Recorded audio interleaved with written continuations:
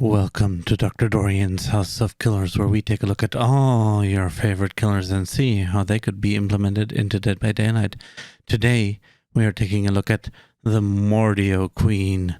Roll the intro.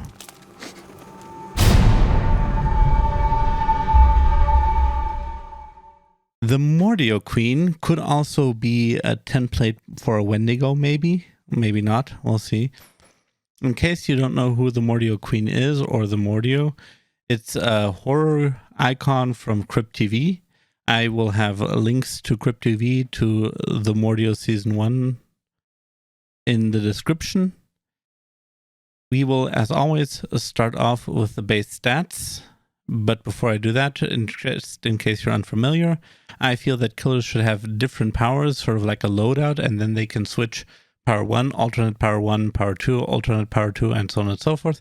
So just in case you're wondering why I say power 1 and alternate power 1, or I say power 2 and alternate power 2, that's the case.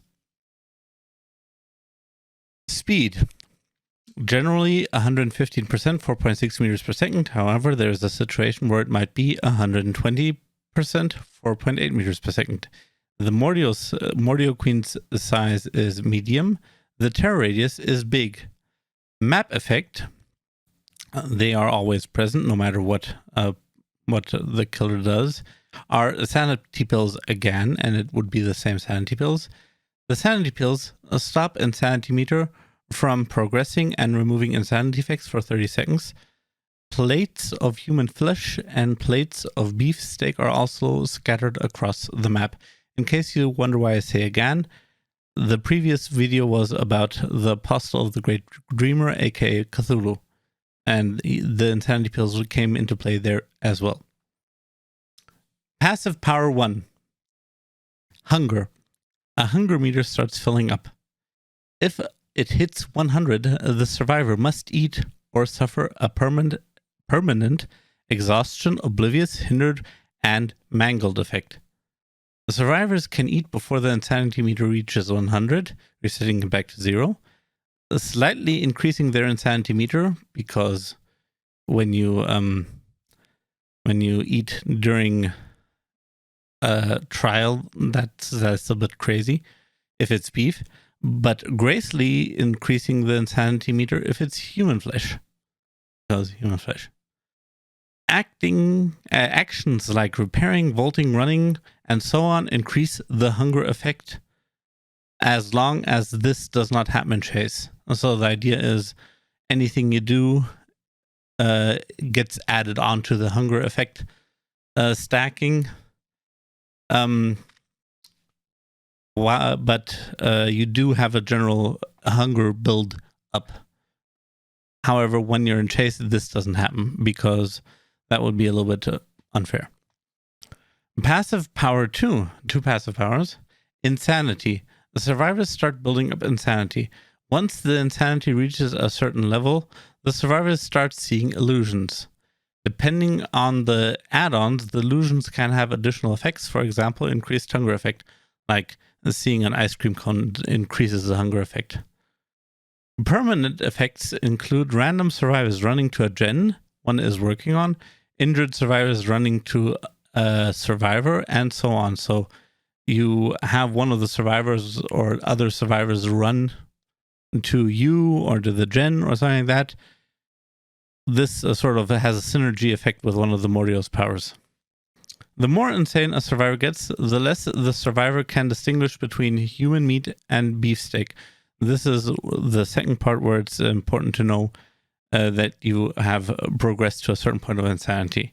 Also, the more insane you get, the more often illusions come. Power 1, human form. The Mordeo Queen can disguise herself as a survivor. One of the two farthest away survivors get chosen at random. If only two survivors are left, the survivor that is farthest away gets chosen. Movement speed is equal to a normal survivor.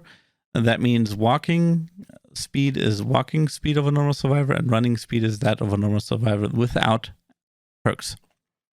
After attacking, the Mordeo Queen transforms back into her normal self and cannot disguise herself for another 90 seconds. In human form, the terror radius is disabled.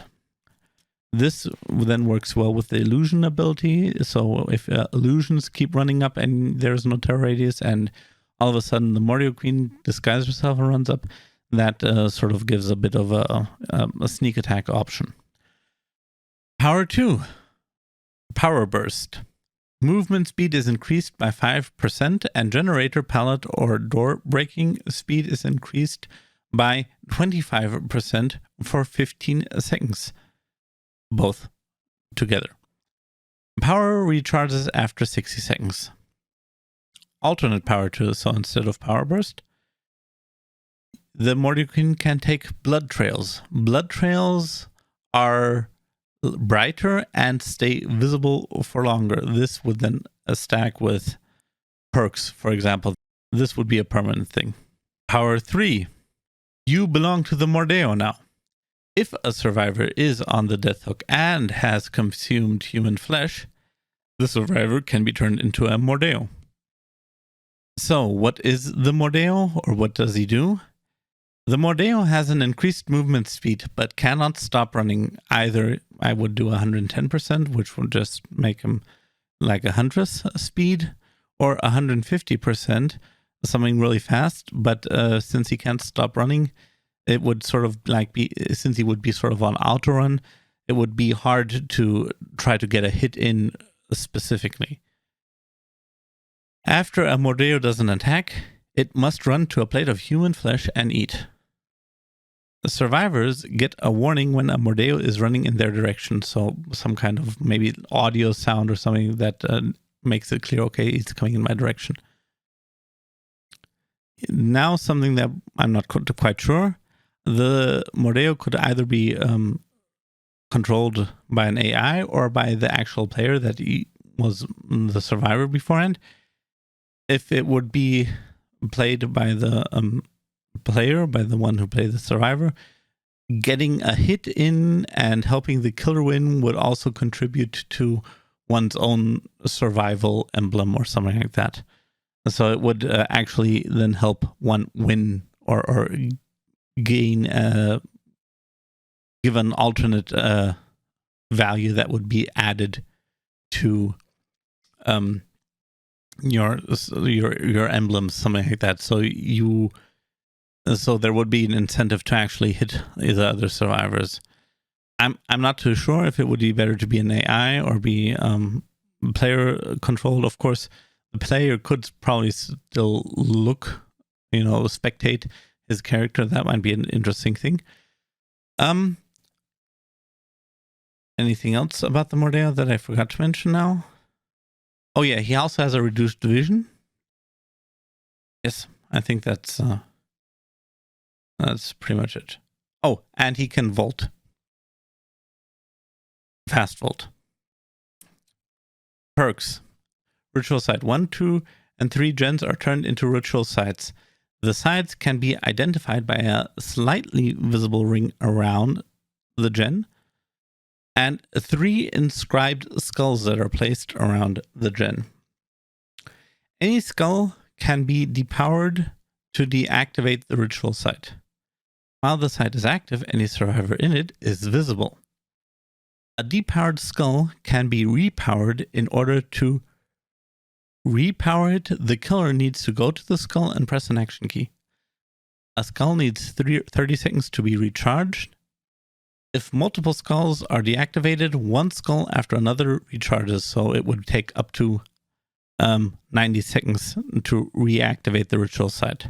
Depowering a skull gives the killer a notification. However, this only happens if a ritual site is active. If it's not active, then you can depower the other 2 skulls without a problem. When I say depower them without a problem, what I mean is after the site is deactivated, if you depower any other skulls, the killer won't get a notification that you are still there, that you depowered skulls. Or you could, while one is recharging, depower the other 2, something like that. Only fully powered skulls can be depowered. So you can't depower one that is being recharged. The killer doesn't have to stay at the skull, by the way. He just has to start the recharge process and then he can leave again. Perk 2. Illusion plants. Additional grasp grass, bushes, and so on and so forth that are on the map spawn on the map. However, these are illusions. A survivor realizes that it's an illusion after 5, 10, or 15 seconds. So in maps where there aren't any grass, bushes, or something like that, there would need to be something added for the survivors to hide a bit better in order for this perk to work. So let's say any indoor map, you might have some kind of rag class or something like that that a survivor can hide in or something like that, I guess. Perk 3. Pathway. The killer can place 2 marks on the floor. Standing on a mark and pressing the action key lets the killer teleport to the other symbol. After setting the second symbol, so once you have placed both of them and created the pathway, a symbol can be moved or placed again after 300, 270, or 240 seconds. Using the pathway puts the perk on cooldown for 120, 105, or 90 seconds. In order to move a symbol, the killer has to go to a symbol first and remove it. The survivors can remove a symbol the same way they can remove a hag trap while putting light on it with a flashlight or dropping a firecracker on it or something like that, engulfing it in light. How did you like my idea for the Mordeo Queen? If you have any suggestions for killers that I should put my spin on, or if you have improvement suggestions, leave them in the comments or come into my Twitch. I stream every Monday, Dead by Daylight. I stream every Tuesday, and every other Wednesday and Friday I stream other games. Until next time, toodles.